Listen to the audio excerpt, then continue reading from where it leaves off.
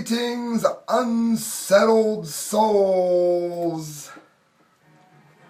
Prepare to be astonished.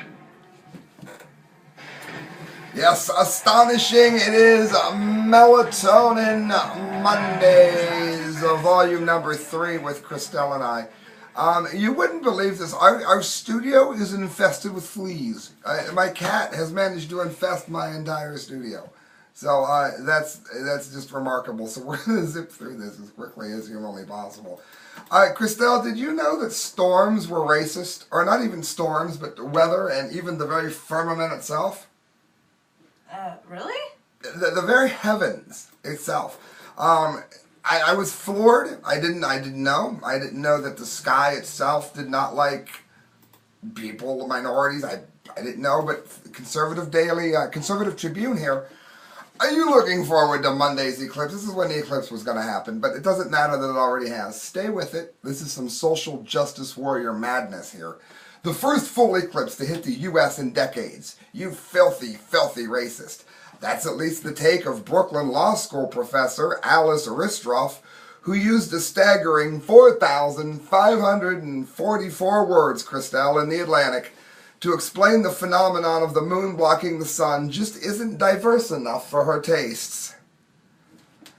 On August 21st, 2017, a total solar eclipse will arrive, of course it did, mid-morning on the coast of Oregon. Aristotle writes, the moon's shadow will be about 70 miles wide, and it will race across the country faster than the speed of sound. Exiting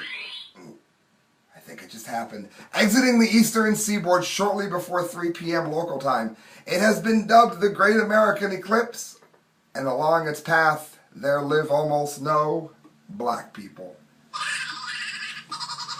No, really, the movements of the firmament are indeed unconcerned with white privilege, although one would imagine Ristroff would be aware of this already. To be fair, she writes, she does note that presumably this is not explained by the implicit bias of the solar system. It is a matter of population density, and more specifically, geographic variations in population density by race. So she's using all these big words to sound great and wise, for which the sun and the moon cannot be held accountable. Still, an eclipse chaser is always tempted to believe that the skies are relaying a message, Ristroff said. In other words, the sky doesn't like black people. Not only does Donald Trump hate black people and basically all minorities, but so does the very sky. Friends, they're pushing for a race war here. They want people that have no problem with each other, no matter what color they are, to be at each other's throat. That's what they want. Among those in the problematic exclusions, the eclipse will light upon Oregon as a blue state, which had a provision for the original state constitution in 1857 that prohibited any Negro or mulatto from entering and residing in the state.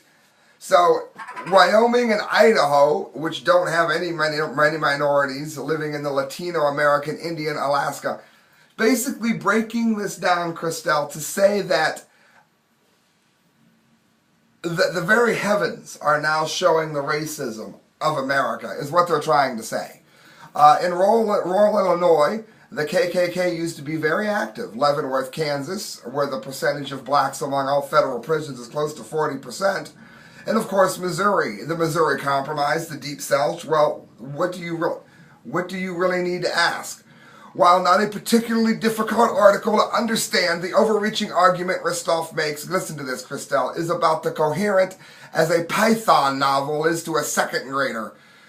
For its medium, it's also about as long, though nowhere was well written. Nearest I can understand, it's basically that the Electoral College and 2 senators per state is very, very bad thing, and disfranchises African Americans and stuff. That doesn't have any awful lot to do with the sun and the moon, but people got tired of hearing liberal windbags rant about the